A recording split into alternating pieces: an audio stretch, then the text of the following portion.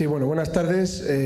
Soy José Luis Aceves, concejal de este Ayuntamiento de Coca, portavoz del PSOE en la Diputación de Segovia, y al hilo de lo que parece ser que ha salido a colación en esta mesa, quisiera anunciarles que el pasado viernes el Congreso de los Diputados ha recibido en su registro una proposición no de ley del Grupo Parlamentario Socialista pidiendo que exista un acuerdo del propio Congreso de los Diputados instando a Hacienda para que la tributación del IVA de la resina venga reflejado o en un epígrafe especial o dentro del general de la agricultura y la ganadería. Siguiendo un poco este hilo, en el año 2003, como bien decíais en la mesa, en la reglamentación que el IVA parte del acuerdo en el cual viene reflejado cómo se tributan los diferentes productos de nuestro país, no figuraba, por ejemplo, lo que es el mejillón. Las bateras no figuraban.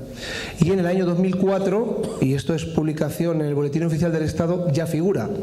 Por lo tanto, no se está pidiendo nada extraño, sino que ya existe un referente en el cual hay un producto específico que se aceptó que formara parte de esa tributación especial de la agricultura y la ganadería. Eso en cuanto al tema del IVA, con lo cual yo pediría a la organización, si es posible, que como una de las conclusiones o una de las peticiones que salga de este simposium sea el apoyo para conseguir que en nuestro país la tributación de los resineros en el IVA sea por el régimen especial. Yo creo que es un foro adecuado para ello y como he visto tanto esta mañana el responsable Álvaro de la Administración Autonómica como responsables locales y yo creo que en general todo el mundo, los profesionales por supuesto, la industria lo acaba de decir Criado también, por lo tanto como creo que todo el mundo estamos de acuerdo, me gustaría y así propongo que sea una de las peticiones de la clausura de este simposio. Y dos cosillas más, una es referida, estábamos hablando esta mañana de competitividad y yo la verdad me ha llamado la atención que todavía nadie haya dicho que es muy difícil compararnos porque nuestro marco laboral es completamente diferente, por ejemplo, al chino. Es muy difícil pedir competitividad sin aclarar en primer lugar las diferencias laborales que existen entre un país y el otro. Creo que es evidente que no podemos pretender, cuando pedimos competitividad a nuestros resineros, que lo que se esté buscando es poder competir con un país en el que, bueno, pues todos sabemos las circunstancias laborales, políticas y económicas que tiene, ¿no? Creo que es un matiz que no he escuchado todavía que creo que sí que tenemos que tener en cuenta. Y como tercera cuestión para concluir, también creo que está muy bien cuando se hacen proyectos, se hacen y se intenta innovar, se intenta mejorar. Se ha dicho mucho la necesidad de la innovación y de la investigación en este sector, desde herramientas a la propia planta, al propio pino.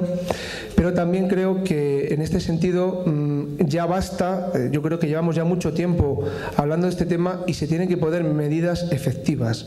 Me refiero a medidas efectivas, Ricardo lo ha dicho, es una idea, es una propuesta. Esta mañana Álvaro también, Picardo lo comentaba con el tema de los retenes de incendios, pero lo que sí que está claro es que estamos en un sector de necesidad y de subsistencia. Esta mañana en una de las gráficas era muy clara. Cuando más producción ha habido en nuestro país y cuando más resineros ha habido, ha sido en los años en los que había necesidades ingentes de trabajo, de actividad económica para comer. Está volviendo a suceder ahora. Y creo que debemos del error de haber dejado completamente desasistido al sector en aquellos años, hay que aprender ahora si queremos que esto, cuando la crisis económica, ojalá mañana, concluya, si no queremos que vuelva a suceder lo mismo. Porque la actividad económica, en cuanto vuelva a tener, y podemos analizar desde el sector de la construcción a cualquier otro, cuanto vuelva a haber oportunidades de trabajo, si no hemos sido capaces de tener 12 meses trabajando a los resineros, posiblemente la mayor parte vuelvan a la que han estado o retornen a otra actividad, por lo menos no más productiva, sino que les mantenga el sueldo durante los 12 meses del año. Por lo tanto, creo que eso sería fundamental si no queremos que esto se convierta en otro pico como el que veíamos en los años 50 relacionado con la subsistencia del sector. Gracias. No No sé si alguno de la mesa quiere contestar, y os agradecería si es posible que seáis un poco más breves y hagáis preguntas concretas, porque sí que hay alguna otra mano levantada y podemos diversar. Más que contestar, hacer un comentario, porque el tema del régimen fiscal es muy sensible, y yo en lo que he intentado decir es: para mí el tema es complejo, porque es que la situación laboral de los trabajadores es y puede ser muy diferente, y ahora quizá es evidente en las condiciones que estamos que se pide el régimen agrario. Pero si uno analiza lo que fueron las durísimas negociaciones del 83 al 87, lo que es clarísimo es que este mismo tema estaba crucial allí. Pero lo que hay que tener en cuenta es que una petición general de los trabajadores entonces era mantenerse en el régimen general, y era la administración, que es sorprendente, pero al Ministerio de Agricultura, el que decía: tienen que pasar al régimen agrario, en buena medida ligada a las ayudas de indemnizaciones de zonas de montaña. Pero si queremos que de verdad la resignación, cuando se acabe la crisis, continúe, el que haya un marco del régimen general con plenitud de derechos sociales es verdaderamente interesante. Entonces yo lo que planteo es que el tema tiene una complejidad que debemos analizar en primer lugar con los técnicos de Hacienda, que no lo hemos hecho conjuntamente. Lo que no puede ser es que unos técnicos, evidentemente, que conocen su legislación fiscal impecablemente, lo demuestra la respuesta que nos han hecho. Pero lo que no está tan claro es que tengan un buen entendimiento de lo que son la forma de organizarse las tareas forestales. Entonces creo que tenemos que hacer un trabajo conjunto en primer lugar. Segundo, creo que tenemos que respetar una diversidad de condiciones laborales, y que sea el trabajador, en función de lo que desea y de las condiciones que hay, el que pueda encontrar un marco adecuado al de cada uno. Y yo no concluiría que necesariamente esto tiene que ir por el régimen agrario. Yo, desde luego, que he estudiado la cuestión, no lo veo tan claro, Entonces, y desde luego en la Dirección General le hemos dado muchas vueltas y no acabamos de tener un criterio homogéneo. Más estudio, mantenimiento de la diversidad, y pensemos a cuando salgamos de la crisis qué puede interesar para que los trabajadores se mantengan. Un matiz, Álvaro. Es que no es excluyente. Es que no es excluyente. Es que pueden meter a los resineros y a los ayuntamientos, creo que los ayuntamientos estamos, en el REGAP voluntariamente. O sea, yo resinero mañana, quiero ir al régimen general o al objetivo, a mí nadie me va a poner ningún problema. Lo que sí tenemos que tener es la posibilidad de estar en el REGAP, el que quiera, que hoy por hoy sería el 99%. No es excluyente, no nos estamos jugando ningún futuro. Cuando pase la crisis, los que quedéis, los que lo veáis, pues entonces ya cada uno que decida, Se está comentando que es una situación excepcional, ¿no? O sea, cuando los ayuntamientos, nos preguntamos nosotros, en este caso, ¿no?, intentamos, aparte de sacar pinos para sacar un dinero para todo el pueblo, estamos ayudando a crear empleo. Ese empleo, si son autónomos, ahora mismo son un poco más caros que si son de agrícolas. Es una situación, no es que, me explico, o sea, que es una situación puntual, excepcional, que es que está ahí y ellos se van a beneficiar y tendrán a lo mejor más ganas de, porque si no, pues más era, de acuerdo. No sé si, Alejandro, ¿quieres comentar algo de China? Sin más, otra cosa que os comentaría de lo que ha dicho Álvaro es que hay una mesa de la resina que intenta defender los intereses del sector, y por parte de la mesa de la resina se ha ofrecido reiteradamente al Ministerio de Economía y Hacienda, que es una administración a nivel estatal, que es quien pone las normas, a explicarle claramente cómo es el sector, y de momento no lo han creído oportuno, pero que si hubieran querido hubieran tenido la posibilidad de hacerlo. Y aprovecho que hay alguna administración, algún responsable de la administración central, para ver si logramos obtener esa sensibilidad que al menos nos permita explicar directamente esa circunstancia. Yo, en primer lugar, agradeceros este simposio que es el primer día, pero a mí personalmente me está gustando mucho este contacto directo. El pasado 6 de abril se ha fundado una asociación de resineros nacional. Hemos sido 70 personas y bueno, pues que todos vosotros nos haréis falta, ¿no? Al resinero como autónomo. Y bueno, pues toda la labor que tenéis aquí muchas personas muy importante, pues que los resineros os necesitamos. Yo soy mujer de resinero y resinera. No tengo tantos... porque bueno, la situación actual nos ha echado al monte, como habéis dicho todos. Es que Álvaro ha dicho todo, no me queda nada por decir, simplemente que sepáis bueno, pues que hemos hecho esta asociación porque el resinero autónomo lo necesita, por todo lo que habéis dicho, y que yo pues soy esa pequeña voz que he venido hoy aquí y que bueno, que lo acabamos de hacer y tenemos mucha ilusión y mucha esperanza porque no queremos salir del monte. Entonces pues soy la presidenta y os pido vuestra ayuda. ¿Vale? Porque somos todos al final. Gracias.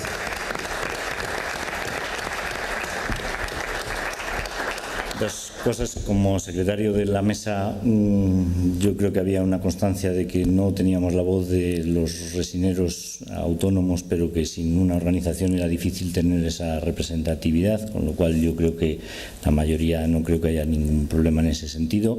Que sepáis que la misma posibilidad tienen los de arriba, porque veo muchas manos levantadas por aquí abajo y no las veo por arriba, entonces que tenéis esa misma posibilidad por ir alternando si llega el caso.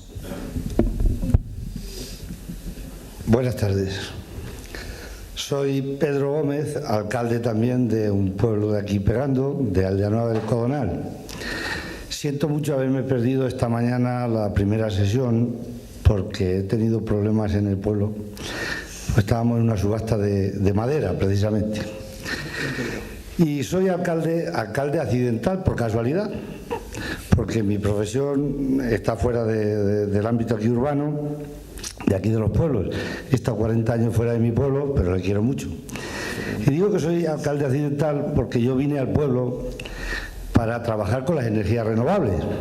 De hecho, tengo una instalación solar entre mi pueblo y Aldeanueva del Codonal, y no hice más que instalarla y me dedicaba a las instalaciones. Me vine aquí al pueblo para trabajar la zona de Ávila, Valladolid y Segovia. Y de repente me encuentro con un real decreto del señor Zapatero que me hunde la empresa. Aún así, pues traté de tirar para adelante, me encontré de repente sin trabajo que realizar, me encontré en el paro y por eso digo que soy alcalde accidental de Aldeanueva, porque no se me ocurrió otra cosa más que meterme alcalde. No os quiero contar la que se me ha venido encima. Bueno, pues ya que estábamos allí, vamos a tirar del carro. Y resulta que me encuentro con que tengo que cerrar la empresa, me meto de alcalde y tengo la mala suerte de que mi secretaria tiene un embarazo de esto ectópico, una cosa muy rara, que se tira 14 meses de baja. Yo no tenía ni idea ni de resina, ni de madera, ni de Fusenfal. Yo lo mío son los números y me he encontrado muy solo, porque tampoco los concejales que tenía pues estaban muy preparados. Bueno, intento salir del tema y este año, que era el primer año que iba a intervenir en el tema de resinas y en el tema de maderas, y lo digo alto pues si a alguno le hace falta, el tema de la resina acabo de dejarlo desierto porque, claro, ha vuelto a caer mala, otros 3 meses sin nada, y preparar todas estas cosas para que salgan los pliegos, salgan las notificaciones, se haga todo el tinglado. Pues resulta que me he encontrado que se ha metido la campaña encima, parece ser, y no tengo quien se quede con 10 o 12 mil pinos que tengo allí para resinar. Así que esto lo digo para aquellos que quieran y no tengan trabajo, que lo tienen en una semana, vamos, lo tienen a su disposición para que haga lo que quiera, si no tengo que devolverlo a Segovia Medio Ambiente. Pero mi pregunta es otra. Mi pregunta va por el tema del medio ambiente. Europa dice que el que contamina paga, y yo digo que el que descontamina debe cobrar. ¿Qué pasa con nuestros pinares? ¿Por qué aquí no se nos da algo en función del tema del CO2 que tanto ocurre en Europa? ¿Por qué cuando contaminamos hay que pagar? Y lo hacen muy bien, y han sacado unos bonos por ahí que andan circulando, que no sé quién los tiene en su poder como medio financiero. Pero resulta que los sitios donde descontaminamos y donde mantenemos una masa forestal importante, que eso ayuda también al medio ambiente y ayuda a las familias y tratamos de que ayude a todas estas cosas, todo esto no se cobre. Mi pregunta es esa: solicitar de Europa, solicitar de Bélgica, que los que descontaminemos cobremos, ya que ellos cobran de lo que contaminan. Y esa es mi pregunta. Y si alguien quiere trabajo, pinos, ahí tiene 12.000 pinos para que tire de vareta. Oye, de la mejor calidad, sin ninguna duda.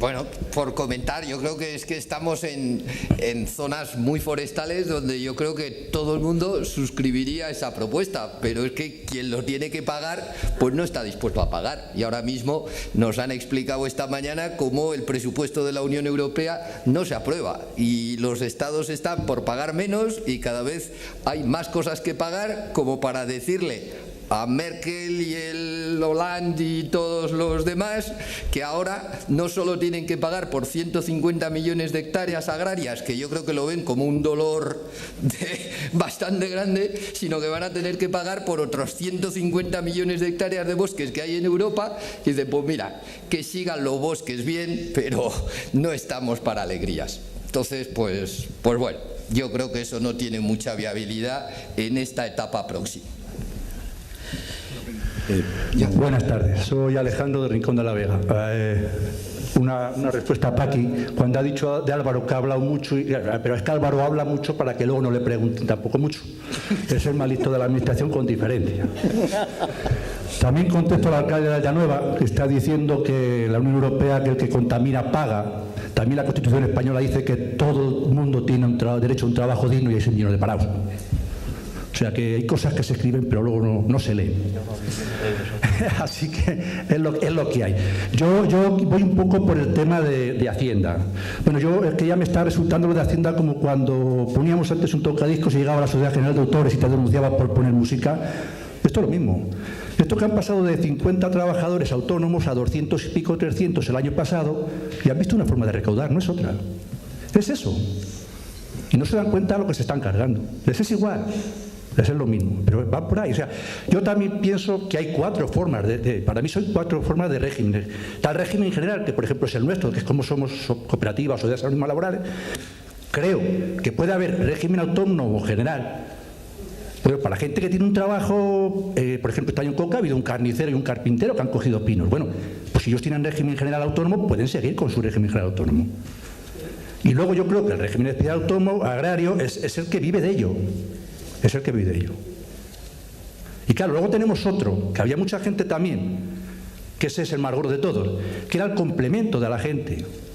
Una cantidad de vecinos que llevan 1000 y pico pinos o 2000 pinos, que tienen un trabajo aparte, que están pagando su seguridad social aparte, por el régimen que sea, y llevan 1000 y pico pinos, ellos no pueden pagar 240 euros además por llevar 1000 y pico, 2000 pinos.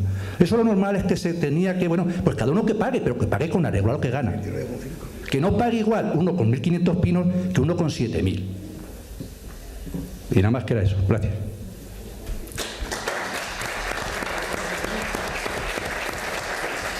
Bueno, visto un poco cómo van las intervenciones, pido disculpas al primer interviniente por haberle dicho que sea breve y que preguntase, porque tenéis todo el derecho del mundo a extenderos un poquito, pero hay bastantes manos levantadas y a no hacer preguntas, sino comentarios. Ahí arriba. Hola, buenas tardes. Soy Fernando y soy de Almodóvar del Pinar, la provincia de Cuenca. Me dedico a la resina desde los 13 años. Y le he preguntado a la chica, la azafata, digo, ¿qué quieres que diga? Dice, di un chiste. Y la verdad que esto me parece de chiste, porque con la que está cayendo, como somos pocos resineros los que quedamos a nivel español o llamémoslo europeo, pero de España, como somos pocos, se ve que no importan a las administraciones. Verdaderamente no importa, porque con poquito dinero que presten las administraciones centrales y autonómicas, teníamos suficiente. Porque si no fuera por las administraciones locales, muchas personas, el que está hablando, no tendría 12 o 14.000 euros como mucho, como bien ha dicho el señor, no me acuerdo, alcalde también. Y el industrial, claro, todos aquí vamos de la mano, pero al final siempre nos recortan al mismo, siempre nos bajamos el mismo del burro, el resinero. Yo quiero decir que 8 meses solo pedimos cobrar 800 euros. 800 euros nada más. Y no llegamos ni a eso. Se trabaja de sol a sol, no son las 8 horas. Como he dicho antes, desde los 13 años llevo en la resina. Tengo 2 hijos y los he criado en la resina. Creo en el futuro de la resina porque necesitamos poco para vivir y para ser un poco felices. Y la administración, la administración debe de tener el deber de tantas inversiones que se hacen, de ayudar un poco a las personas que menos tenemos, que verdaderamente no tenemos nada. Vamos con el sol, el reloj nuestro es el sol. El sol sale por la mañana y se esconde por la tarde. Y es pedir un poquito nada más. No me gusta implicar la política, pero somos pocos votos. Yo creo que el problema es ese. Porque si no, nos interesaría a todo el mundo. El año pasado a 97 céntimos la resina. Este año a 90. Al año que viene, ¿a cuánto? ¿Futuro en la resina? Futuro no tenemos en la resina. Es lo único que tenemos. Yo creo que ojalá y esta mesa sirva para darnos explicaciones pronto, soluciones. Yo he hecho una pregunta esta tarde tan sencilla que ¿qué método es el que más resina da? Y no sabemos decirlo. Cada uno aplica el método que cree conveniente. Es tan sencillo como eso, como pedirle a las administraciones ¿qué pasa con nosotros? ¿Nos podéis ayudar o no nos podéis ayudar? No me vale que el REMI en general, que si la Comunidad Europea ni nada. Con muy poquito, con 1 kilómetro de autovía que se haga al año menos, nos es suficiente a los industriales que piden ayuda y al resinero que solo queremos vivir. Vivir con 800 euros, 900. El régimen general, el autónomo, es inviable pagarlo. Es inviable pagarlo. Inviable. O sea, que no me vale ni Hacienda ni no Hacienda. Aquí solo es recaudar, pero lo que pedimos... Hay personas mucho peor que nosotros. Pero creo que con poquito dinero se genera, ese señor lo ha dicho antes de comisiones, un montón de empleo. Empleo que necesitamos y empleo que las zonas rurales lo necesitan. Ahora más, porque están volviendo al pueblo, con los padres y con todo. Es por hablar un poquito de cómo sabemos cómo está el tema. Y con poquito que se implique la administración. Por terminar, solo quiero decir que soy de Castilla-La Mancha y mi señora presidenta ha puesto los montes de la Junta para vender a las empresas privadas o al que lo quiera comprar.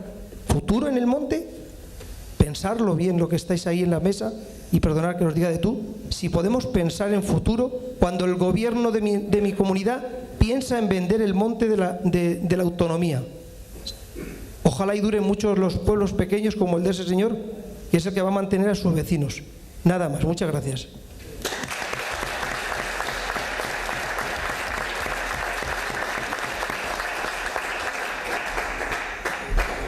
Yo quería comentar una serie de cosas que han salido, estaba acumulando para hacer.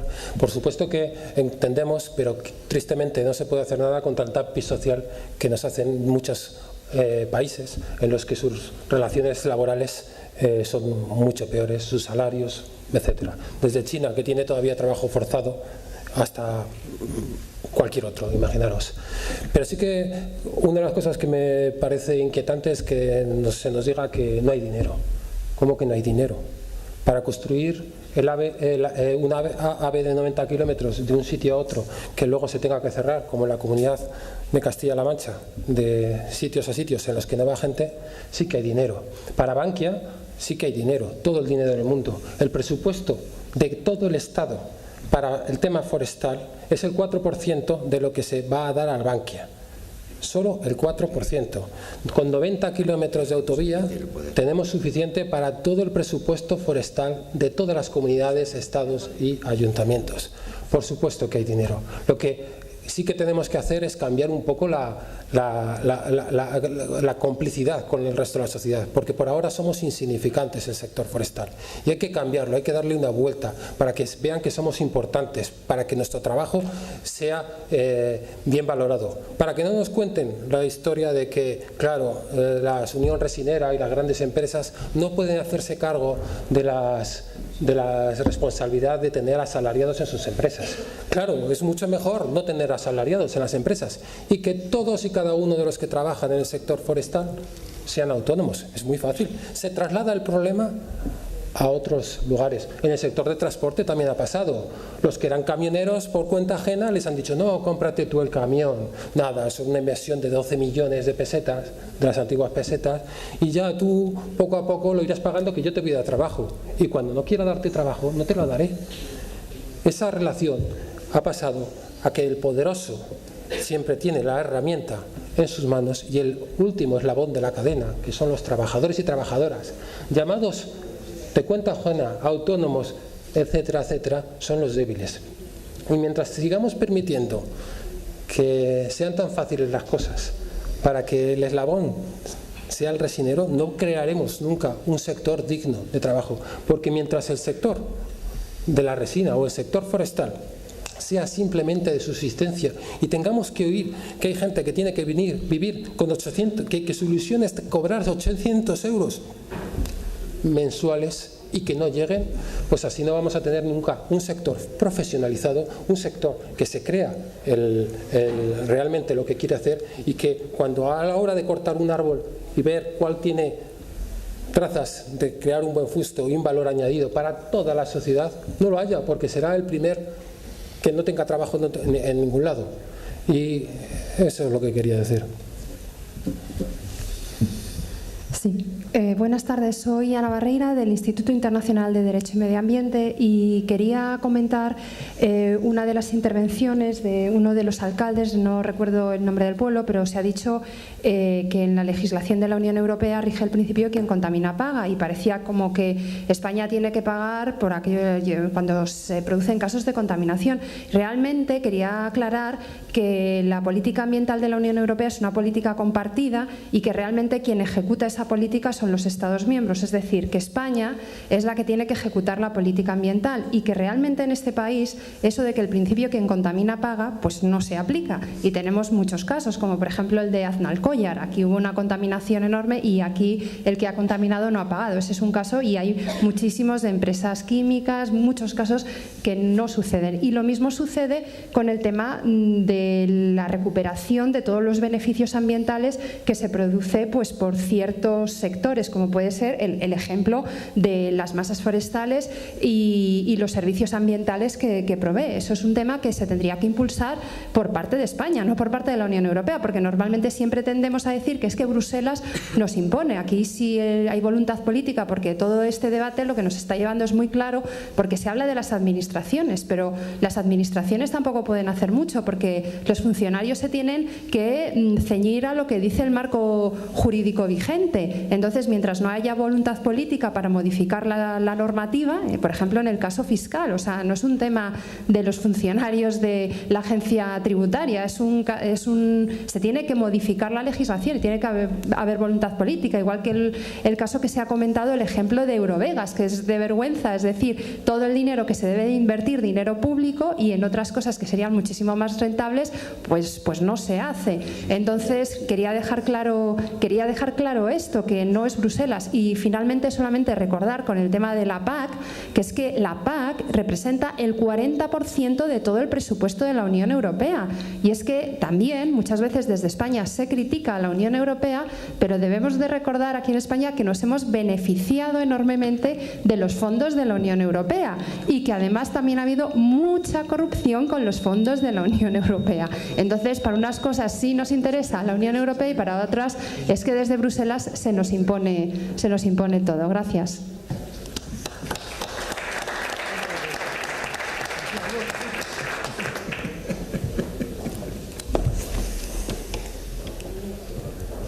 Hola, buenas tardes. Soy Antonio Salgueiro.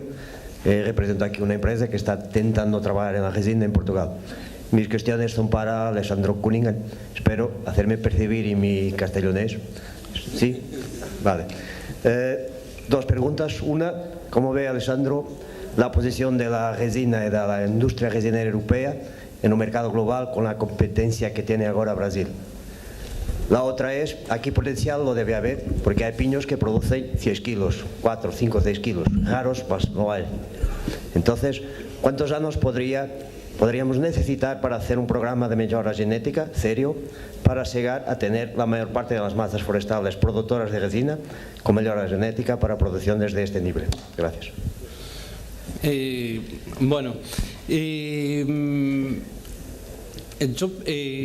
Tu pregunta tiene dos partes, ¿no es cierto? La primera es relacionada con competitividad, ¿no es cierto? Y yo quería hacer lo siguiente, porque acá hay algunos cuestionamientos que tienen que ver con situaciones salariales chinas y brasileras, ¿no es cierto?, en comparación con España. Si vos, Félix, concordás, yo podría preparar una comparación para el jueves. Porque en este momento precisaría hacer unos números, ¿no es cierto? Hay tasas de cambio, esto, lo otro, no tengo esos elementos ahora, pero yo el jueves podría presentar esa comparación y se van a encontrar con una sorpresa. Y se van a encontrar con una sorpresa. Hoy China tiene el costo laboral más caro, Brasil la sigue y después España. Eso, pero totalmente seguro, ¿sí? Entonces, ¿cómo lo hacéis? Eso es como la pasta. Es como la pasta, como dice. No. Es así. Vos entras en una floresta en Brasil y tenés baño químico instalado. O sea, los costos operativos por las leyes laborales son muy altos. Los salarios, o sea, yo vivo en una ciudad en el interior, 200 kilómetros de San Pablo, ¿no es cierto?, una ciudad que está en un polo forestal, y tenemos dos fábricas automotrices a menos de 100 kilómetros absorbiendo mano de obra, una Toyota y otra de Hyundai. O sea, el costo laboral es alto, en la China es más alto ainda en comparación con Brasil, pero esto está haciendo, y eso lo va a explicar también el jueves Alessandro, cuál es la situación de la comparación entre China, Brasil e Indonesia, ¿no es cierto? Entonces, ¿cómo lo hacéis? Es a través de productividad, toneladas por hectárea. Menos intervenciones, no ir al monte cada 15 días, tratar de ir cada 21 o cada un mes, ¿no es cierto? Y antes de perder la respuesta hecha acá por el amigo de Portugal, Sabeiro, los temas de mejoramiento genético llevan muchos años. Hoy en Brasil se está trabajando con semillas mejoradas de tercera generación, y es un programa que comenzó en la década del 70, o sea, estamos en 40 años de trabajo, ¿no es cierto? Vamos a tener complicado que si tienen resinas encima buenas de vuestro país, mucho más baratas, pues entonces vender nuestro producto más caro lo vamos a tener muy complicado. Entonces tendremos que aprender de vosotros para intentar hacerlo igual o un poco mejor, digo yo, porque si no, al final el empresario se va a ir, porque al principio hablamos de calidades y estáis diciendo usted que la calidad es incluso mejor o muy buena. Pues llega un momento que dices, es que no podemos competir contra eso. Digo yo. Sí, lo que yo estoy viendo es que va a haber lo que yo estoy viendo es lo siguiente. China, que es el productor número 1, la producción china va a caer año a año, ¿no es cierto? Y estamos hablando de volúmenes importantes, no de 7.000, 8.000 toneladas, estamos hablando de 200.000 toneladas, volúmenes importantes, ¿no es cierto? Volúmenes que son mucho más grandes que Brasil. En términos de producción anual. Brasil tiene una capacidad de crecer, pero también Brasil tiene problemas de mano de obra hoy, ¿no es cierto? Por costo y disponibilidad, gente para trabajar es muy difícil. Brasil, hay florestas, pero bueno, las florestas, parte de las florestas están en manos de empresas papeleras, no está todo en manos de gente que resina, ¿no es cierto? El crecimiento de esta industria en Brasil puede estar en torno al 3% por año, no puede compensar ni un poquitito la situación de la caída de oferta china, ¿no es cierto? Y hay oportunidades acá, y hay oportunidades en Uruguay, en Madagascar y en otras partes del mundo, ¿no es cierto? Lo que sí hay que trabajar, por supuesto, en la productividad a nivel de campo, ¿no? Y uno de los problemas que yo estaba observando esta mañana es, por un lado, bueno, la cantidad de árboles por hectárea. Estamos comparando 1.100 árboles por hectárea contra 100 árboles por hectárea.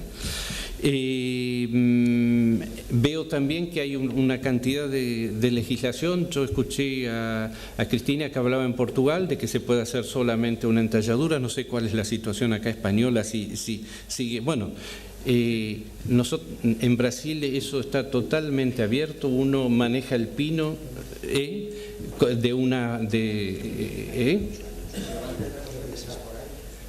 yo creo que hay que empezar a hacer, y por eso yo puse en la presentación, puse esa última foto de esos pinos pequeños, ¿no es cierto? Solo como para abrir la mente. Yo no digo que eso sea posible de hacer, pero que sí hay que.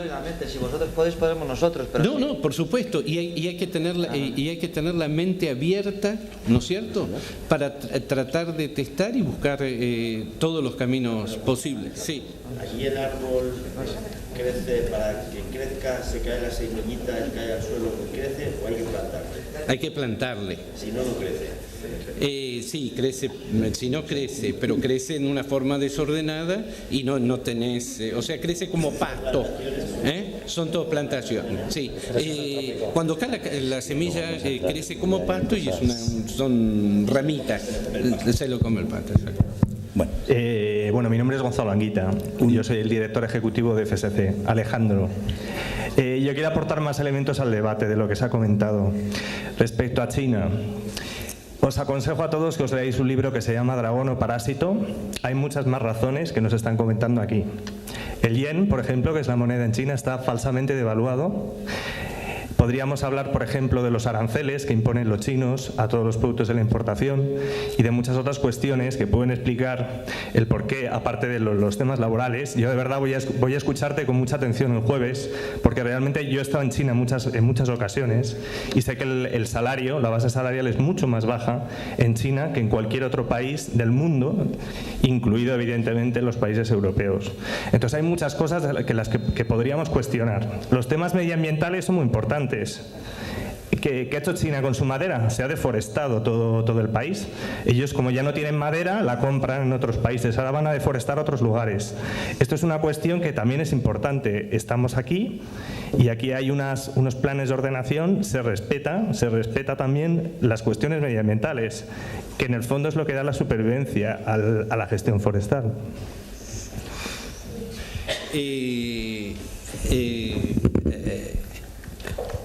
Déjame que el jueves yo te presento los números de lo que es un salario, ¿no es cierto? Yo sé que hoy está hoy está más caro que Brasil. A ver, dos aspectos. Algunas de las preguntas que se están haciendo, estamos en el primer día del simposio porque nos pareció más adecuado, pero mañana vamos a tener expertos, por ejemplo, en mejora genética y podrán responder algunas de las preguntas. Y también como lo que se pretendía es que hubiese gente que no esté en el simposium, porque vuelvo a pedir disculpas porque nos estemos ya alargando gracias a la asistencia que ha habido. Todas las conferencias van a estar colgadas y se van a poder ver en vídeo a través de las webs de los proyectos que financian esto. Por lo tanto, las personas que no vais a poder asistir mañana o el jueves, en breve las vais a tener también disponibles para que no haya ningún problema en ese sentido. No sé si había aquí una mano levantada y se ha ido. No sé si hay alguna más. Un poco continuando con la línea que ha abierto Gonzalo, quería recalcar y también abrir a debate o proponer a la industria, no solo todas las propuestas son a la administración o al propietario o al resinero, el que se tenga en cuenta que, por ejemplo, de todos los pinares que se resinan en Segovia, el 94% está certificado con el sello PEF, que es el 94% de la superficie, que eso lleva un coste y un esfuerzo extra que luego en la resina no se valora ni se tiene en cuenta. Entonces, a lo mejor también sería importante que la industria y los productos que usan esa materia prima le den ese valor añadido al producto que están usando, que no es un producto que que no están resinando a muerte, que no están haciendo plantaciones, sino que están teniendo en cuenta otros factores y otros valores que la sociedad está valorando, pagando, o que son empresas de productos X, no quiero tampoco citar ninguno, pero que están invirtiendo cantidades de dinero en responsabilidad social empresarial, en valorar y en poner dinero encima de la mesa de muchas series de cosas o de un abanico muy amplio, y que no están dando un valor añadido a lo mejor a que esa resina procede de un monte que está gestionado de una manera sostenible. Yo creo que eso la sociedad cada vez lo valora más, que el consumidor cada vez tiende a valorarlo más y que tiene que haber un apoyo por parte de la industria y de la cadena de transformación de esa materia prima que procede de unas masas forestales certificadas por PEF y que a día de hoy no se está teniendo en cuenta. Gracias. Bueno, pues si os parece, dado que nos vamos acercando ya mucho a las 10 de la noche, cortamos esto porque para la gente que está en el simposio es solo el primer día y se está haciendo muy largo, y lo único reiterar para las personas externas que en breve vais a tener toda la información porque va a estar colgada en nuestras webs. Nada más y muchas gracias por su asistencia.